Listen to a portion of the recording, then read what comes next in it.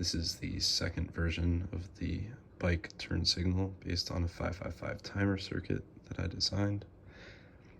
If I press this button here, it'll turn on the right turn signal, which lights up sequentially. If I press this button, it lights up the left signal.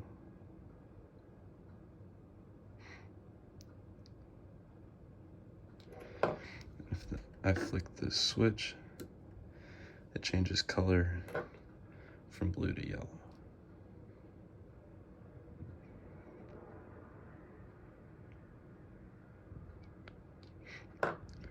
It's powered by 3 9-volts, all in parallel with some diodes for safety.